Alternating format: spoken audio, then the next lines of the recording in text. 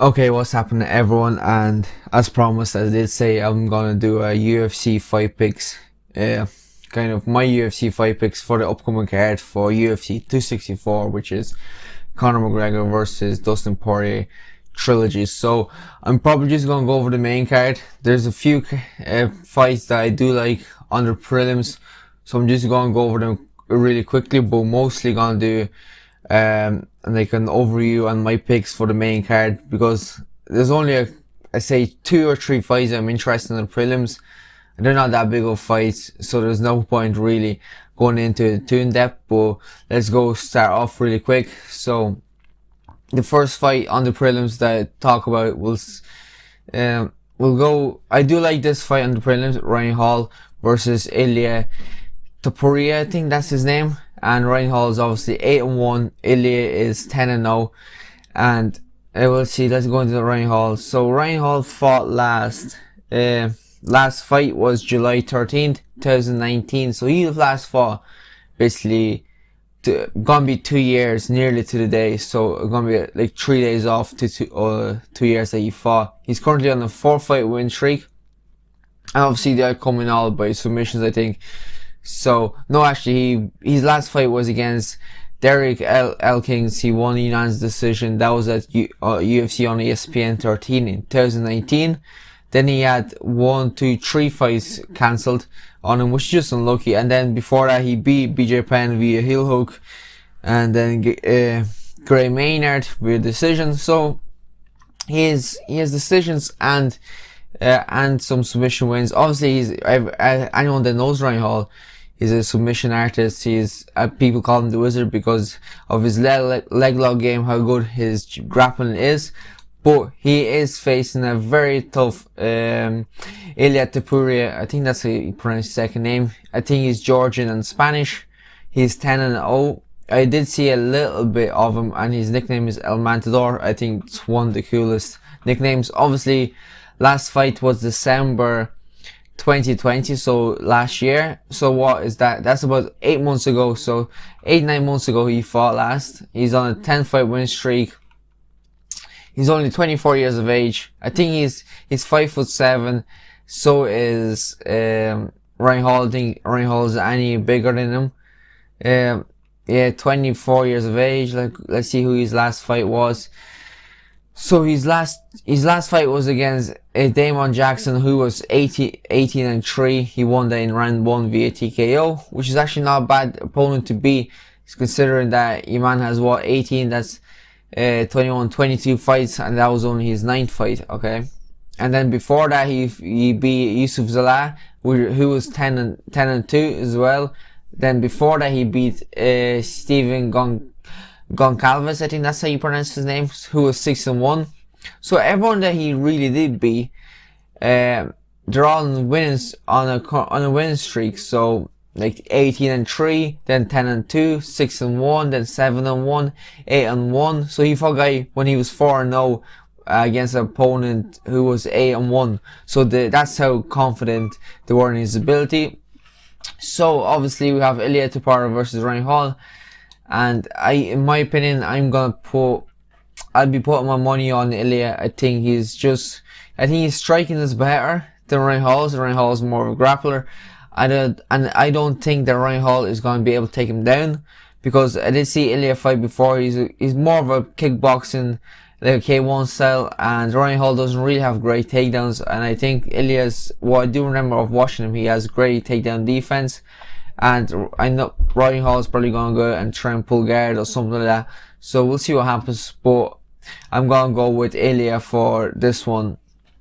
Okay, so what else?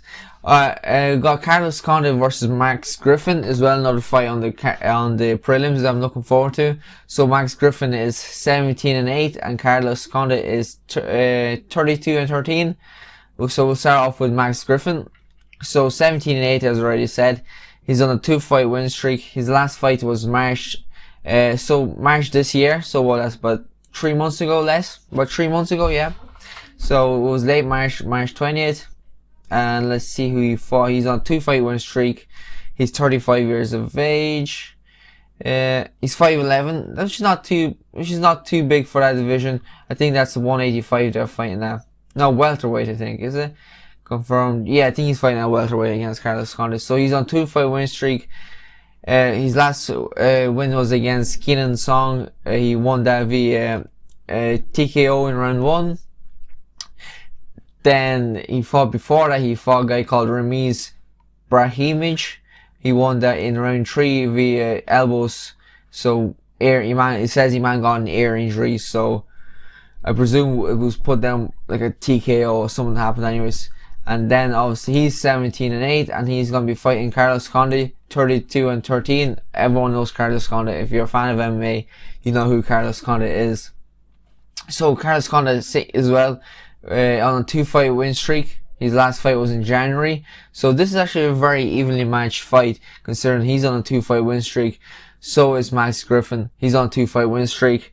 He's 37. I think Max Griffin might be 38 years of age. And he is a bit taller. Max Griffin's only 5'11". And Carlos Condit is 6'2" with a 76 inch reach advantage. Okay, so Carlos Condit's last fight was against Jake Ellenberg. So he won that via round 1 heel hook, which actually came in at 1 minute 15 seconds. So that was a pretty quick. And that was a grappling bout. Okay, I see. That's why it was so quick. So his last competition was in Submission Underground 23. So that was a grappling match against Jake Ellenberg. And Jake Ellenberg is an excellent competitor himself. Okay, and then his last 2 fights. So in the UFC, he's currently on a 2-fight win streak. So he beat Matt Brown via unanimous decision. Matt Brown was 22-17. Actually, I remember watching that fight. He actually performed super well, and Matt Brown didn't look too bad as well in that fight. Okay, and then before that fight, he beat Court McGee, who was 19-9. He won that as well via decision. So another decision win, and Court McGee is another solid opponent to beat as well. So who am I gonna go for in this fight? My opinion, I'm gonna take Carlos Condit. I think that Max Griffin is gonna be more of an aggressive opponent, but I think Carlos Condit has more skill. That was actually a very good fight that he had in his last fight, so which was excellent. Against who did I say? It was against Matt Brown. So he beat Matt Brown pretty handy enough. He looked phenomenal. So I think Max Griffin is going to be more aggressive compared to Carlos Condit, obviously, but I do believe that Carlos Condit is going to get a decision win, so that's my pick for that fight. Okay, so we're going to go straight into the main card. Obviously, open up the main card, we got Sean O'Malley versus Chris Matinho, I think that's what you call it. I'm not sure how to pronounce his second name. He's going to call him Chris. So obviously, Sean O'Malley is 13-1 and Chris is 9-4. Chris is ranked number 8 bantamweight in New England, America, and Sean O'Malley is ranked number 16 worldwide, and this is on Topology, so this is not official UFC rankings. Okay, so let's see. Obviously, Chris is 9-4. His last fight, I do believe, was in CFFC 96, so which was only about today. That was on the 28th, so which is only about 9 days ago. He is taking this fight on in about 11 days notice, and he did win that fight via triangle choke, and he's obviously on a 2-fight win streak as well. He's a 5'7", 28 years of age. So that was his last fight against Andrew Salas. He won via head and arm choke, and then before that he won via TKO in round 2 against Ashik Ajim. I think that's how you pronounce the man's name. So Ashik was 3-0 and Chris was 7-4. Okay, on to Sean O'Malley. So obviously if you're a fan of the MMA, you obviously know who Sean O'Malley is. He's just one of the biggest up-and-coming superstars now in the UFC. So Sean O'Malley is 13-1. He's currently on a 1-fight win streak. So he's 13-1. Some people say he's undefeated, but I won't talk about that too much. So he's 26 years of age. He is 5'11", and he has a 72-inch reach. 5'11" at that weight class is phenomenal. It's look, it's pretty huge for bantamweight. Like I did see a few bantamweights. I know in boxing, I know one of Irish boxers, Gary Cully. He's a bantamweight. He actually fights at 135. I think he's 6'2". Not sure how he makes that weight, but there is some tall guys in that division. But I think Sean O'Malley is one of the tallest bantamweights in the UFC, standing at 5'11". Obviously 13-1. His last fight was against Thomas Almeida, who was 22-4, and that was under Francis Miocic versus Ngannou. No, Stipe Miocic versus Francis Ngannou 2. That was a phenomenal fight. So he obviously ended up finishing in round 3 against Thomas Almeida. I do believe it was he dropped Almeida with the right hand, and then he finished him off on the ground. I do know, obviously, he performed phenomenally in that fight. You've probably seen most of it. He did drop Thomas Almeida in the first round, went for a walk-off KO, but obviously couldn't get it. Thomas Almeida managed to survive it, and then went into round 3. So then before Thomas Almeida, he fought Marlon Vera. He lost to Marlon Vera, obviously, the calf kick, whatever happened, but he was actually looking super well against Marlon Vera, and he was winning the fight, I do believe, until the end of round 1, where obviously Marlon Vera landed that low calf kick, dropped Sean O'Malley, and finished him with elbows from guard. And then before Marlon Vera, he fought Eddie Wineland. He won that via a right hand in round 1 of 1 minute 54 seconds into round 1. And look, Eddie Wineland was 24-13. He's a veteran, and Sean O'Malley just made it look super easy. Same as against Thomas Almeida. He's a veteran as well, with 22 wins, 4 losses. And he was obviously 22-3 going into that fight, into his last fight. So, look, I don't think Chris has anything for Sean in this fight. He's taking this fight on in 11 days notice. He's such a tough opponent to prepare for, and I think my predictions, I'm going to go with Sean O'Malley, but a lot of people think he's going to finish him via strikes. I'm actually going to go for Sean O'Malley win this fight via submission, maybe like a guillotine choke or something. I think he's going to hurt Chris, and Chris is going to shoot in for a takedown, and O'Malley is going to take his neck and choke him out via guillotine or like an anaconda choke or something like that. So my pick for this fight is going to be Sean O'Malley. So on to the next fight. We got Irene Aldana versus Yana Kuntinskaya. Okay, didn't pronounce that pretty well, but anyways, we're going to go with Aldana versus Yana. So we got Irene Aldana, who is 12-6, and she is currently, I think she's actually, where is she? Yeah, let's go into her profile. Okay, 12-6. She's on a 1 fight loss. We can't say it's a winning streak. She's on a 1 fight losing streak. She's 33 years of age. She's 5'9". She fights a bantamweight, which is actually pretty tall for a women's bantamweight, being 5'9". Her last fight was against Holly Holm, which is not an easy fight. She did lose that via unanimous decision. I do believe it was a 3-round fight, so she did lose against Holly Holm. And look, Holly is a former champion, so it's no shame in losing to her. Then before that, she beat a girl called Caitlin Vieira, who was actually 10-0 at the time, and she beat her via a left hook in round 1, so obviously a TKO or a knockout finish, whatever you want to call it. And then before that, he beat a girl called Vanessa Mello, who was 10-5. She beat her via unanimous decision. So, we go on to Yana. So Yana is 14-5. She's 31 years of age. She is 5'6". So she's about 3 inches shorter than Irene Aldana. Yana, I've seen her fight before, and she does look super tall. I'm pretty surprised how small she actually is. I didn't know that. Okay, she obviously fights out of Russia, born in Russia, so she's on a 2-fight win streak. So her last fight, she beat Caitlin Vieira via unanimous decision. Caitlin was 11-1, which is actually a very good record for women's in the bantamweight division as well, which is a tough division for women at the moment as well. So she beat her via unanimous decision. Before that fight, she beat a girl called Yulia. Not even going to try and pronounce her second name, because I'll butcher it straight away. Yulia was 9-3. She beat her via unanimous decision as well. Okay, and then she lost to Aspen Ladd The fight before that, she got stopped in round 3, at the very start of round 3 via TKO. And then before that, she actually fought Chris Cyborg. I didn't know that. Pretty surprised. Chris Cyborg obviously is a monster who has this fight.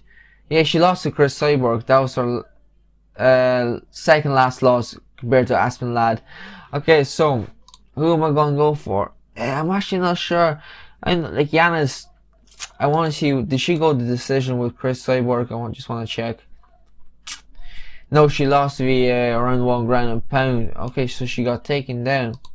That was actually her UFC debut, I think. I remember that now. Who am I gonna go for? Oh, she's 33, 31. When is Yana's last fight? Yana's last fight. When was it? Let me check. So her last fight was February of this year, and then Irene Aldana's last fight was October 2020. I'm gonna go for Yana. I think I don't think there's gonna be a finish in this fight because they're both like Yana's last 2 fights were unanimous decisions. Then Irene Aldana's last fight was unanimous decision against Holly Holm. Then she did get a finish unanimous decision.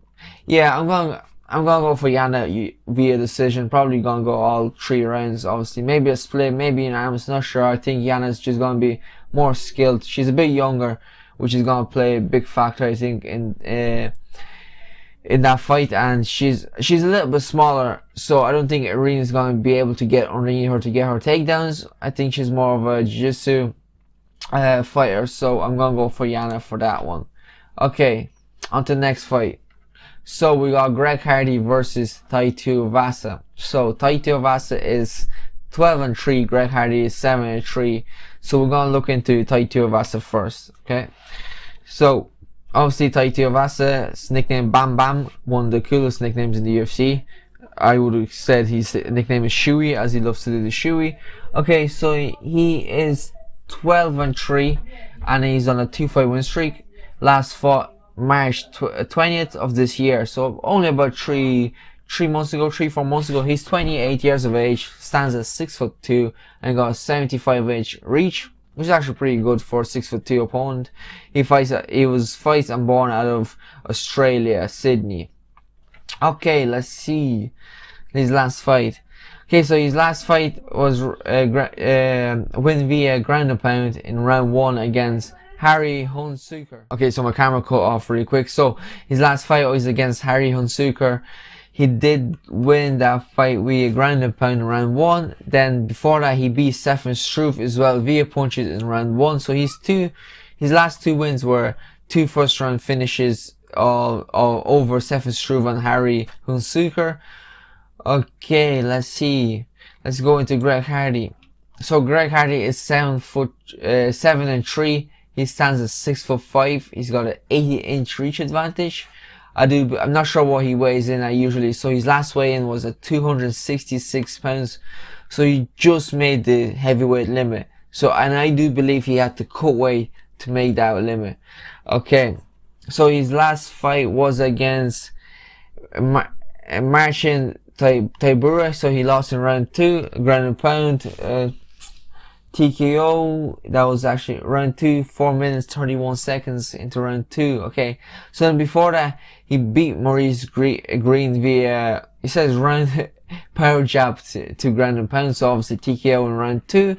And then before that, he beat Yorgan De Castro, who was actually 6-0, and that's actually a pretty tough opponent to get when you're only starting out, someone that's undefeated.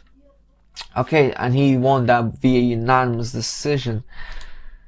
So in this fight, I don't know who to go for. I don't know. It depends. I think Greg Hardy's gonna be very heavy, but I don't think he's experienced enough to beat Tai. Tai is super good. He's good kickboxing. He's got some good kicks. He can stand bang as well. So look, I see Greg Hardy trying to push the pace at the start. I think he's just gonna gas out against Tai. So I'm actually gonna go for Tai Tuivasa win. I think he could potentially finish Greg Hardy. I see him throwing a lot of body shots as well, like a left hooks to the liver and stuff like that. So I'm gonna go with Tai Tuivasa in this one. Uh, and I'm just gonna say a round 2 finish, okay? There you go. Tai Tuivasa via round 2 TKO, okay? Body shot. Don't quote me. Right, so next fight we got the co-main event, and this is one of the fights that I'm super excited about, which is Gilbert Burns is going to be taking on Stephen Wonderboy Thompson. Okay, so first we're going to look into Gilbert Burns. So Gilbert Burns is 19-4 currently. He is on a 1-fight losing streak. That was in February of this year. He is 34 years of age, stands at 5'10", got a 71-inch reach advantage. So his last fight was, what does it say? Losing streak. Yeah, it says he's on a 1-fight losing streak. He's actually, oh, okay, I see, okay. Yeah, so his last fight was against Rafael Lovato Jr., who's a former Bellator middleweight champion, and that was actually who's number 1. It was a grappling match, so he beat, that was a unanimous decision win. And then we'll go on to his MMA. So his last fight obviously was against Kamaru Usman for the title. He did get finished in round 3 via ground and pound. I love what I'm just reading here. I love what Topology says. Power jab to ground and pound. I love that. I'm gonna start using that. Okay, so he lost to Kamaru Usman, he's obviously the champion, and I think he's won the. I think he's the greatest welterweight champion at the moment, surpassing GSP, but I won't go into that, and we can leave that for a different video. We can talk about that, why I think that. So he was meant to fight Kamaru Usman, so he fought Kamaru Usman, he lost, and then the fight was postponed twice actually before that. Okay, very interesting. And then before that, he beat Tyron Woodley via unanimous decision, and then he beat Damian Maia via left hook into ground and pound in round 1. Obviously, Woodley, former champion, not an easy fight to win. And then before that, he lost to Craig Jones via heel hook. That was actually as well a grappling bout in submission underground. And then, so we'll just look at his 1, 2, 3, 4, 5. So he was on a 5-fight winning streak. No, 5, 6, 7, 8, 9, 10, 11, 12. No, 11. Yeah, 10. There are 2 grappling matches. So he was on a 10-fight winning streak before he faced Kamaru Usman, which is not easy to do, especially in that division. It's absolutely stacked. So that's Gilbert Burns, and then we have Stephen Wonderboy Thompson, who is 16-4, 2-fight current winning streak.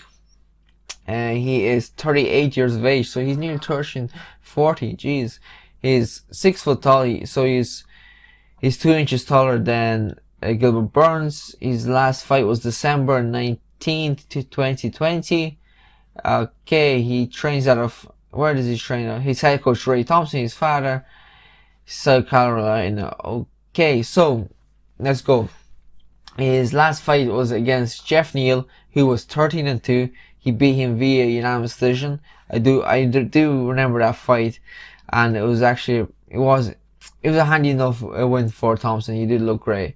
And then before that, he did fight Vicente Luque, who was 17-6. He won that fight via unanimous decision. That was actually on the Masvidal Diaz fight card on UFC 244 2009. So at the end of 2019. Okay, so, and then before that, he lost to Anthony Pettis and Darren Till. Both losses actually. No, he lost to Anthony Pettis via round 2 finish, and then the unanimous decision against Darren Till. I do believe that was in Liverpool actually when they fought. Okay, and Vincent Luque, who he did beat, is actually a training partner of Gilbert Burns. So, who do I think is gonna get this win? Look, I think I'm gonna go for Wonderboy. I don't think he's gonna get the finish, but I think he's gonna take the unanimous decision. Just his style is super awkward coming from that kickboxing / karate style that he does have, and it's super awkward to fight against. And plus, I do know that this is obviously in Las Vegas, not in the Apex. It's gonna be in the MGM Grand or whatever. And it's gonna be a bigger ring, bigger octagon, which is gonna play a favor to Wonderboy Thompson. So, for this fight, I do believe that Wonderboy is gonna get the decision win. I don't think Gilbert Burns is gonna get the takedown. I think Wonderboy is too awkward, too slick to fight, and he does actually have really good takedown defense. So, I think Gilbert Burns is actually loving his striking lately. So I think that's actually gonna be against him. So I think he's gonna go in there and try and strike against Wonderboy Thompson, which I wouldn't do if I was him. But I do believe that's what he's gonna do because he's loving his striking in his last couple of fights. They're all stand-up fights. And I don't think that's gonna be a great idea against someone like Wonderboy who has that karate and kickboxing experience. I do know I think he was like 57 and 0 in K1 or something like that, or the kickboxing with the trousers, so point style. I think he's like 49 knockouts as well. So I'm gonna go for Wonderboy via unanimous decision. Okay, now on to the main event. Obviously, we have Dustin Poirier versus Conor McGregor, number 3. So we're gonna start off with Dustin Poirier. Okay, so Dustin is currently 27-6. He is on a 2-fight win streak.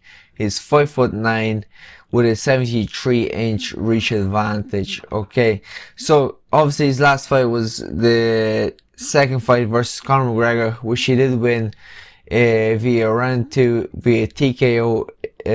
Obviously, if you watched the fight, you probably did. The low calf kicks played a big part in that fight, so it's gonna be pretty interesting to see if he'll go back to that in this fight. Obviously, he managed to chew Conor's leg up, which stopped Conor moving pretty well, and obviously then he managed to finish him. Then before that, he fought a 5-round fight against Dan Hooker, which I do believe was a 5-round fight, and it was an absolute war. He did beat Dan Hooker via unanimous decision in that fight. Same thing, he just got better as went into the later rounds, which he always does, and he managed to pull away the win against Dan Hooker in a dominant fashion. It was a really bloody fight. Don't get me wrong, Dan Hooker was doing super well himself, but Dustin was just a little bit better in that fight, and obviously he managed to win. Then before that, he was actually meant to do a grappling match against Gary Tolan. We obviously know Gary Tolan is one of the best grapplers in the world.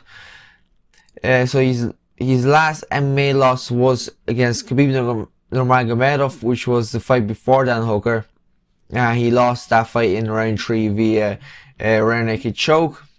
Obviously, Khabib just dominated that whole fight. I know that Dustin Poirier did have a guillotine on. It did look super tight, so obviously it wasn't tight enough for Khabib to tap, but it was something. I think that was the most damage that anyone has done to Khabib, like submission wise or strike wise. Like Khabib, that was the closest to someone finishing Khabib in a fight, I believe, ever. Obviously in the UFC anyways. So before Khabib, I'm just gonna go over the fights really quick, who he fought before Khabib, which I just want to mention them because it's an absolutely amazing resume. So before Khabib, he beat Max Holloway, beat Eddie Alvarez. He was actually scheduled to fight Nate Diaz in there, and then he beat Justin Gaethje, he beat Anthony Pettis, beat Jim Miller. So that is an absolute bang of a resume to have. And obviously that he was on a 1, 2, 3, 4, 5 fight win streak before he faced Khabib. And now he's on a 2-fight win streak after beating Dan Hooker and Conor McGregor. Okay, so let's go on to Conor. So Conor is 22-5, fighting out of Dublin, Ireland. He's 32 years of age, standing at 5 foot 9 inches tall, and has a 74 inch reach advantage. Okay, so Dustin Poirier is 2 inches taller than McGregor, and he has and Dustin has a 1 inch less than Conor McGregor in reach, which is actually pretty phenomenal. Because like for someone that's only 5'9" to have a 74 inch reach, which is absolutely incredible. That's like some of your middleweights don't even have that reach, and they're like standing about 6'2". So let's look over the last fight. So obviously he lost in the last fight against Dustin Poirier, which we talked about. Obviously he got finished, leg kicks played a big part in that game. Okay, in that fight, I mean, sorry. Before Dustin, he did beat Donald Cerrone. That was actually his first fight after a 2-year layoff, and he did finish Donald Cerrone in round 1 via a TKO. It was a head kick into like a. He just stormed with punches, which was a pretty easy fight. Look, we all expected Conor to win that fight because look, Don Cerrone is not the same as he used to be. As sad as it is, if he did lose against Don Cerrone that fight, Conor should have really retired. And that's no knock on Don Cerrone. He's just not as good as Conor McGregor, obviously, and he's not as good as he used to be. So before that fight, he did lose to Khabib. Obviously, he got choked out in round 4. That was a really dominant performance by Khabib. He did manage to drop Conor McGregor in that fight. I think it was like round 2 he dropped him in. Obviously, Khabib just took him down, held him down, and then choked him out. Then before that, he had a boxing match against Floyd Mayweather. Same thing, you know what, he looked super good against Floyd. Obviously, he did gas out, as Floyd did predict. And that was Floyd's plan, take him into the deeper end. Obviously, Conor has cardio issues, as we've seen before in like the Diaz fights and the Dustin and Khabib fight. So that was actually a really good fight for Conor in the first 6 rounds or so. Then before Floyd, he did fight Eddie Alvarez and Nate Diaz, who he did beat Eddie Alvarez in round 2 via TKO. That was actually to get his second belt. And then before that, he did beat Nate Diaz in the rematch, which was a majority decision to Conor McGregor. Okay, so what's my pick for this fight? So for this fight, I'm going same thing. I'm gonna go for Dustin Poirier. So we're probably gonna see the same result as the last time, which means that Dustin Poirier is gonna win. I don't think Dustin's gonna finish him. I think that it's actually gonna go into the later rounds, maybe like round 5. Around 4. If there is gonna be a finish, it's gonna be in the later rounds by Dustin Poirier. But I think it's gonna be probably a unanimous decision for Dustin Poirier. I think that Conor has a chance in maybe round 1 and round 2, but anything over that, Conor just gasses out. And as I did say before, Dustin Poirier just gets better as the rounds go on. So I do have Dustin Poirier win this fight via late finish or a unanimous decision, and I think he's going to fight for the title next against Charles Oliveira. I do believe that Charles Oliveira is actually going to be there at the fights watching, so Dana White did say that the winner of this fight is going to fight Charles Oliveira for the title. So whoever wins this fight is going to be your next title contenders, and I'm going for Dustin Poirier. Okay, just going to do a quick overview of the fight. So we're going to start from the very bottom. So I did mention Ryan Hall versus Ilia Topuria. I got Ilia Topuria winning, I think, via stoppage. So I'm going to go for Ilia. Then we have Max Griffin versus Carlos Condit. I have Carlos Condit winning this. Then we got main card Sean O'Malley versus Chris. I got Sean O'Malley winning that. Irene Aldana versus Yana. I have Yana winning that fight. And then Tai Tuivasa versus Greg Hardy. I have Tai Tuivasa winning that fight just because he's more experienced. And then we have the co-main event, which I'm super excited about. I'm actually more excited about the co-main event than the main event. We have Gilbert Burns versus Stephen Wonderboy Thompson. I have Wonderboy winning that fight. And obviously then the main event, Dustin Poirier versus Conor McGregor. And I do have Dustin Poirier winning that fight. So, and that's it for my first episode of UFC Fight Picks. Obviously, I'm going to be doing more of these fight picks. I'm probably just going to do pay-per-view events. I might do a couple of the fight nights. Like, I'll do the bigger fight nights, because sometimes the fight night main events are actually super good. So I might do some fight night cards. But that's it for the first episode of your UFC fight picks. This was UFC 264, I do believe. And obviously, this is probably going to be out today once I finish editing. Then later on in the week as well, maybe Saturday or Friday, probably Friday, I'm going to release another Talk With Maksim show, which is going to be episode number 6. We're getting close to 10 episodes now. And obviously, go check out my new website, which it is live. I have it down in the description. I actually have a little poster there on the website of the t-shirts that I'm going to be bringing out. They're going to be supported t-shirts for me, which I did talk in the last episodes of the Talk With Maksim show. If you haven't checked that out, make sure you do. and make sure you follow me on all social medias. All the links are going to be in the description, and hope you really enjoyed this episode, because I really enjoyed recording this one, and I can't wait to edit it and put it out and see what you think. So yeah, thanks for watching. Make sure you like, comment, subscribe, and obviously follow me on all the social medias, and I will see you in the next video, which will probably be Talk With Maksim episode number 6. Talk to you then.